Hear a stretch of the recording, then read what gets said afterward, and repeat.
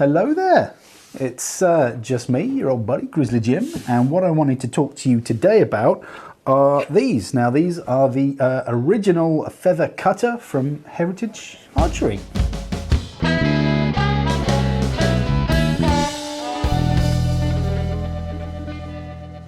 What we're going to do, we're just going to have a little play with these, and I'm just going to give you a little bit of a tutorial on how to cut a feather using one of these feather cutting templates. Now these are a nice little alternative to the old school feather choppers where you put the feather in the thing and you whack it with a mallet.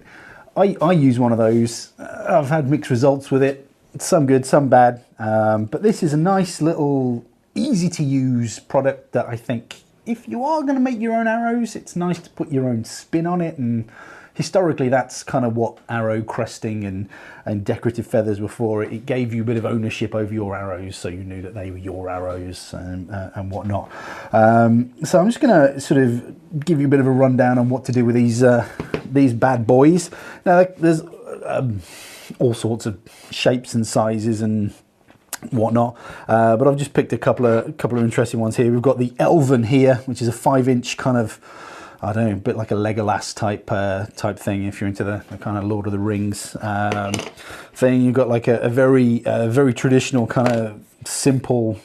It's like a shield cut, really, I suppose, and a much smaller shield there, just to give you a bit of a broad cross section of the different types of cut templates and whatnot.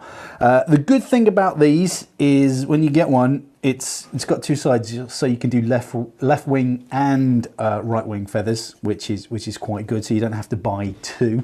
You know, should you want to chop and change. So they've got the left and the right wing on there, which is quite good. Now, some might say they're a little fiddly. I've had a bit of a practice because I haven't used one of these for quite a while, so I had a little bit of a play, and it wasn't actually as bad as I first remember. So let's go with this one. This is arguably the more complicated shape. So we're going to go with a right wing. So I've got some right wing feathers here, some left wing feathers here.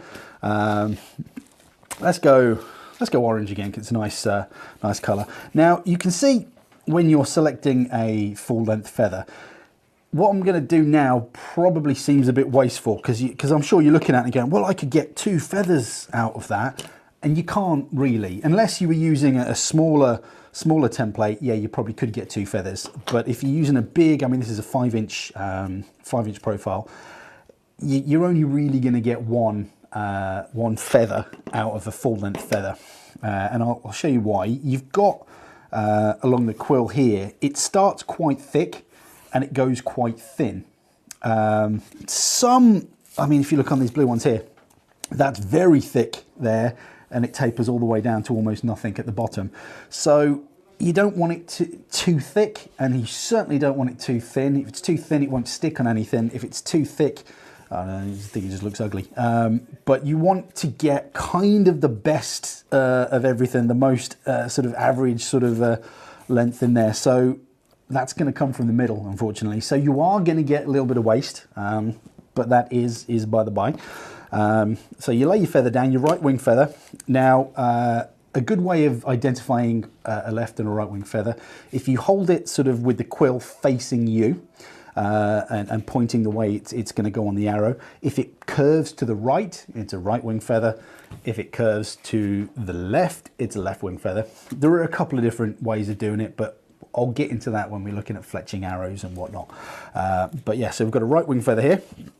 Place it down on one of these self-healing sort of cutting boards. You can get them in any craft shop, along with a rotary cutter.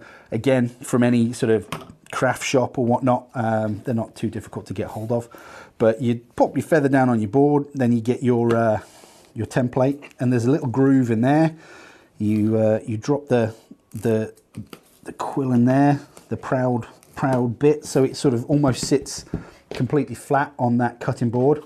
And then it's just a simple case of, now it's going to be a bit awkward to make sure you can actually see what I'm doing, but you want to sort of start at the back and chop that bit off there, and then follow the contour of the template round, and it's as simple as that. And there you have a what on the surface is relatively complicated looking feather, cut out quite simply. One thing I will say, a little tip, is make sure that when you're cutting, whatever feather you're doing, I'll do one of these now, whatever feather you are doing, make sure you don't cut it off square at the front. You want that to be tapered, because if you cut it off, see how it sort of forms a nice point there? If you cut it off flat, it's going to cause you all sorts of problems. It's going to mess up your shelf. If you're shooting off your hand, it can mess up your hand. It's a horrible sharp edge to be on a feather. So you want to keep that nice and tapered, nice and flat, nice and sort of pointy. So that way you can top and tail it with a bit of glue, or you can bind it, whatever you want to do. But it really is that simple. I thought I was going to have a lot more trouble with the more complicated shape, but as long as you've got a really nice sharp rotary cutter and you start from the back and follow it round, you're going to get a pretty nice shape. That applies to all the shapes. So yeah, that's basically it. It's a real simple way of doing it. I like making my own arrows. I think, like I say, it's nice to put your own stamp on something, and you can get really fancy with your feathers. Just while I'm finishing up here, just do another one of these bad boys. But yeah, just always start from the back and follow the contours round. Watch your fingers, obviously. But once you've got used to it and you've done a couple, you'll be banging them out in no time. So that is the just how to cut a feather with a feather template. Yeah, I hope you've enjoyed that. I've enjoyed cutting those. I'm kind of inspired to do some arrow making. But like I say, we've got plenty of videos on arrow making coming up in the near future. So I hope you found that useful. But anyway, you take care, shoot straight, and I'll see you on the internet. Bye-bye. That's not right.